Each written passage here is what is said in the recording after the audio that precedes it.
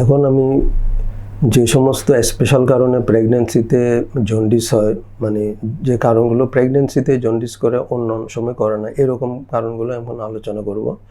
এর প্রথম ভাগে আসে হাইপারেমেসিস গ্রেভিডারাম।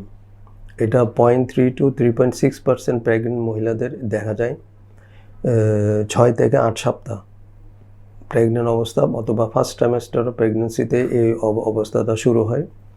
এটা থ্রু আউট দ্য প্রেগনেন্সিতে দেখা যেতে পারে। এখানে যে বৈশিষ্ট্যগুলো প্রেগনেন্ট মহিলাদের দেখা যায় রোগী খুব বেশি বমি করে, খেতে পারে না, গন্ধ লাগে, এত বেশি বমি করে যে রোগীর শরীরে পানি এবং লবণের শূন্যতা দেখা দেয়। আমেরিকান গাইনোকোলজিক্যাল সোসাইটি এই কন্ডিশনটাকে সহজে আইডেন্টিফাই করার জন্য 3টা ক্রাইটেরিয়া ফিক্স করেছে। এর মধ্যে একটা হলো খুব বমি হবে, বমি হতে হতে পানি শূন্যতা হবে, লবণ শূন্যতা হবে। এই 3টা ক্রাইটেরিয়াকে ওরা হাইপারেমেসিস গ্রেভিডারাম হিসেবে শনাক্ত করেছেন। এখানে কি কি জটিলতা হতে পারে হাইপারেমেসিস গ্রেভিডারামে?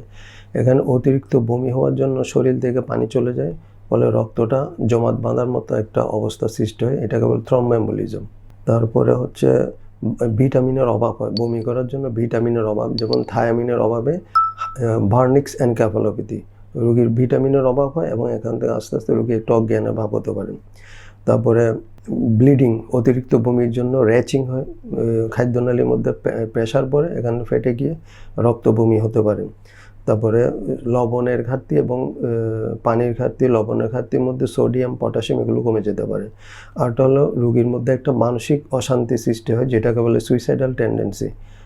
10% মহিলাদের মধ্যে হাইপারেমেসিস গ্রেভিডারামে সুইসাইডাল টেন্ডেন্সি থাকে। এখন হাইপারেমেসিস গ্রেভিডারাম রোগী আমরা কী চিকিৎসা করব? প্রথমে আমরা যেহেতু বমি হয়, বমি বন্ধ করার জন্য ওষুধ দিব। বিভিন্ন রকম বমির ওষুধ বাজারে প্রচলিত আছে, নর্মালি যেগুলো প্রেগনেন্সিতে সেফ আমরা এগুলো দিয়ে থাকি, যেমন ডমপেরিডন, ইমিস্টেট, ফেনোথায়াজিন, প্রোক্লোরপ্যারাজিন এগুলো দেওয়া হয়। 2 নম্বর হচ্ছে লবণ এবং পানি ঘাটতি যেটা হলে এটা সাপ্লিমেন্ট করা হয়, ভিটামিন সাপ্লিমেন্ট করা হয়। আর যে মানসিক অশান্তি বা সুইসাইডাল টেন্ডেন্সি, এটার জন্য মানসিক ডাক্তারের একটা সাইকোলজিক্যাল কনসালটেশন দেওয়া হয়। এই 4টার মাধ্যমে আমরা রোগীদেরকে চিকিৎসা করে থাকি। দ্বিতীয় যে স্পেশাল কারণটাতে প্রেগনেন্ট মহিলাদের জন্ডিস হয়ে থাকে, দ্বিতীয় কারণটা হলো ইন্ট্রাহেপাটিক কোলেস্টেসিস অফ প্রেগনেন্সি। সাধারণত 3 থেকে 4% প্রেগনেন্ট মহিলাদের ইন্ট্রাহেপাটিক কোলেস্টেসিস প্রেগনেন্সি দেখা দেয়, সাধারণত দ্বিতীয় ভাগে অথবা সেকেন্ড ট্রাইমেস্টার, দ্বিতীয় ভাগ প্রেগনেন্সিতে, মানে দ্বিতীয় 3 মাস, যেটা মাঝখানে যে 3 মাস, ওই 3 মাসের সময় এই ইন্ট্রাহেপাটিক কোলেস্টেসিসটা দেখা যায়। এখানে যে সমস্ত মাদের এই কন্ডিশনটা হয়, এর মধ্যে একটা কারণ হল মাল্টিপিটাল প্রেগনেন্সি, মানে একসাথে 3-4টা বাচ্চা যাদের হয় ওদের এটা দেখা যায়। আর যে সমস্ত মারা ওষুধের মাধ্যমে প্রেগনেন্ট হয়, নর্মালি প্রেগনেন্ট হয় না কিন্তু ডাক্তারের চিকিৎসার মাধ্যমে প্রেগনেন্ট হয়, এই ধরনের মাদের ইন্ট্রাহেপাটিক কোলেস্টেসিস প্রেগনেন্সি দেখা যায়। তৃতীয় হলো হেপাটাইটিস সি আক্রান্ত মাদের ইন্ট্রাহেপাটিক কোলেস্টেসিস দেখা যায়। এখানে উপসর্গ দেখা যায় পেশেন্টের জন্ডিস হয়, খাইতে পারে না, বমি হয় এবং শরীরে চুলকানি থাকে।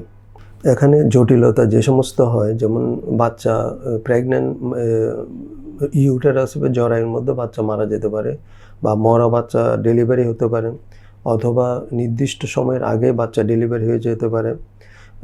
তারপরে ম্যাটার্নাল মার মধ্যে গলস্টোন হতে পারে। এখানে আমরা কিছু পরীক্ষা নিরীক্ষা করে থাকি এটা রোগ ধরার জন্য। সব নর্মাল যে liver function test, bilirubin, SGPT, SGD, alkaline phosphatase এগুলো করা হয়। এগুলোর মধ্যে বিলিরুবিন বেশি থাকে, এসজিপিটি, এসজিডি এগুলো হালকা বেশি থাকে।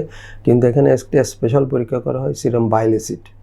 এটা নর্মালি 7 to 10 থাকে, কিন্তু এই ক্ষেত্রে এটা মোর দেন 20 থাকে, কোনো তো 40-র বেশি হয়। কি চিকিৎসা দিয়ে ইন্ট্রাহেপাটিক কোলেস্টেসিস চিকিৎসা করা হয়? প্রথমে হলো ড্রাগস। আমরা কিছু ড্রাগ ইউজ করি, যেমন আর্সোডিওক্সিকোলিক অ্যাসিড, তারপরে রিফাম্পিসিন, কোলেস্টেরামিন, এই ধরনের ওষুধ। বেশিরভাগ ক্ষেত্রে আর্সোডিওক্সিকোলিক অ্যাসিড দিয়ে আমরা চিকিৎসা করে থাকি। তারপর চুলকানি থাকে এখানে, এই জন্য অ্যান্টিহিস্টামিন দেওয়া হয়। খুব সিরিয়াস অবস্থা প্লাজমা এক্সচেঞ্জ বা নেজোবিলিয়ারি ড্রেনেজ এগুলো করা হয়। এরপরে বাচ্চা ডেলিভারি করা। বাচ্চা ডেলিভারিটা অ্যাজ আর্লি অ্যাজ পসিবল, যত তাড়াতাড়ি বাচ্চা ডেলিভারি হয় তত মার জন্য ভালো। কারণ বাচ্চা রেখে দিলে এটা পরবর্তী পর্যায়ে কমপ্লিকেশনগুলো মানে অ্যারাইজ করতে পারে। আর বাচ্চা ডেলিভারি সাধারণত 30 সপ্তাহ পরে করা হয়, অথবা বাইল অ্যাসিড যখন 100 ক্রস করে তখনই বাচ্চা ডেলিভারি করে ফেলতে হয়। এই জন্য বাইল অ্যাসিড দিয়ে প্রতি সপ্তাহের সাথে মনিটরিং করতে হয়। এখন আমি প্রেগনেন্ট মহিলাদের জন্ডিসের স্পেশাল যে থার্ড কারণ বা তৃতীয় কারণ, যেটা এক্লাম্পসিয়া, প্রিক্লাম্পসিয়া, হেল্প সিনড্রোম, এই গ্রুপের মধ্যে পড়ে ওইটা নিয়ে আলাপ করব। এটা সাধারণত বলা হয় হাইপারটেনশন রিলেটেড লিভার ডিজিজ। এখানে 3 থেকে 5% মাদের এই রোগটা দেখা যায়। এক্লাম্পসিয়া, প্রিক্লাম্পসিয়া এই গ্রুপের রোগগুলো দেখা যায় 3 থেকে 5% মাদের, এবং গর্ভ অবস্থায় 20 সপ্তাহ পর থেকে এই রোগটা শুরু হয়ে বাচ্চা ডেলিভারি 2 সপ্তাহ পর্যন্ত এটা চলতে পারে, এবং এই সময়ের মধ্যে যে কোনো সময় এই রোগটা হতে পারে। এটার মর্টালিটি হচ্ছে 80%। এখানে মা মারা যাওয়ার সম্ভাবনা 80%। খুবই সিরিয়াস একটা কন্ডিশন। এখানে আমরা কি সিমটম দেখতে পারি, যেমন মার হাইপারটেনশন থাকে, হাই ব্লাড প্রেশার যেটা আমরা বলি, তারপরে প্রস্রাবের মধ্যে প্রোটিনুরিয়া থাকে, জন্য প্রস্রাব পরীক্ষাটা খুব ইম্পর্টেন্ট।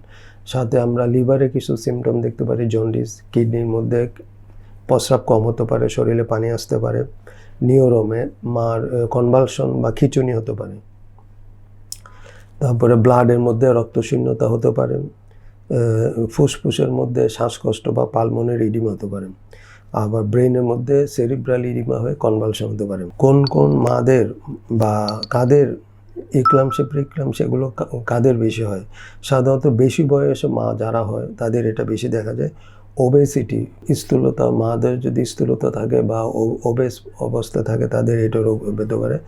যাদের আগে থেকে ডায়াবেটিস আছে, হাইপারটেনশন আছে, তাদের এটা হতে পারে। আর একসাথে 2-3টা বাচ্চা যখন পেটে আসে তখন এই অবস্থাটা হতে পারে, অথবা যাদের ফ্যামিলি হিস্ট্রিতে এই রোগটা আসে তাদের এটা হতে পারে। 20% এই গ্রুপের 20% মানুষের হেল্প সিনড্রোম ডেভেলপ করে। হেল্প সিনড্রোমটা হচ্ছে রক্তটা ভেঙে যায়, ফলে রক্তশূন্যতা হয়, তারপরে লিভার ফাংশনগুলো একটু ইম্পেয়ার্ড হয় বা লিভার এনজাইমগুলো বেড়ে যায়, আর প্লাটেলেট কাউন্ট কমে যায়। এটাকে বলে হেল্প সিনড্রোম। 0.4 to 1.9% অবস্থায় এই গ্রুপের রোগীদের লিভার ফাংশন ইম্পেয়ার্ড হয়ে যায়, লিভার কাজ করে না। আমরা কি পরীক্ষা করি এই রোগটা ধরার জন্য? প্রথম আমরা ব্লাড কাউন্ট করি, কমপ্লিট ব্লাড কাউন্ট, তারপরে সিআরপি করি, এটা অনেক রেস থাকে, তারপর ডি ডাইমার করা হয়, সেপ্টিসিমিয়া বা অতিরিক্ত কোনো ইনফেকশন আছে কিনা ধরার জন্য ডি ডাইমার করা হয়, তারপরে লিভার ফাংশন টেস্ট করা হয়, কিডনি ফাংশন টেস্ট করা হয়, লাং ফাংশন টেস্ট করা হয়, আলট্রাসোনোগ্রাম করা হয়, পেটে কোনো পানি আসছে কিনা বা লিভারে কোনো অসুবিধা আছে দেখার জন্য এমআরআই, ব্রেনের এমআরআইটাও আমরা অনেক সময় করে থাকি। এক্লাম্পসিয়া, প্রিক্লাম্পসিয়ার রোগীদের আমরা কীভাবে চিকিৎসা করে থাকি? চিকিৎসার মধ্যে প্রথমে আমরা হাইপারটেনশন থাকে, আমাদের হাইপারটেনশন কন্ট্রোলের জন্য হাইপারটেনশনের যে প্রেগন্যান্সিতে সেই ওষুধগুলি দিয়ে থাকে, যেমন হাইড্রালাজিন, মিথাইল ডোপা, এই ধরনের ওষুধগুলো দেওয়া হয়। পেশেন্টের কনভালশন থাকে বা খিঁচুনি থাকে, খিঁচুনির ওষুধ দেওয়া হয়। তারপরে ফিটাল বাচ্চার ফুসফুস ম্যাচিউরিটির জন্য আমরা স্টেরয়েড দিয়ে থাকি। তারপরে লিভার ফেলিউর থাকে, লিভার চিকিৎসা করা হয়। কিডনি ফেলিউরের জন্য কিডনি চিকিৎসা করা হয়। ইনফেকশনের জন্য হাই পাওয়ার অ্যান্টিবায়োটিক দেওয়া হয়। তারপরে বাচ্চা ডেলিভারি করা হয় অ্যাজ আর্লি এজ পসিবল। বাচ্চা ডেলিভারি করে, মোড অফ ডেলিভারি হচ্ছে গাইনি ডাক্তাররা যেভাবে ইন্ডিকেশন দেয় সেই অনুসারে ডেলিভারি করা যায়। ডেলিভারির জন্য কোনো স্পেশাল ইস্যু নেই। তাহলে দেখা যাচ্ছে যে এই ধরনের রোগগুলো একজন ডাক্তারের পক্ষে চিকিৎসা করা সম্ভব নয়। এখানে একটা গ্রুপের ডাক্তার, যেমন গাইনিকোলজিস্ট, হ্যাপাটোলজিস্ট, নেফ্রোলজিস্ট, মেডিসিন স্পেশালিস্ট, বিভিন্ন ডাক্তারদের মিলে একটা বোর্ড করে বা একটা গ্রুপ করে এই ধরনের রোগীদের চিকিৎসা করা হয়, নাহলে রোগী বাঁচানো খুবই কঠিন হয়ে যায়।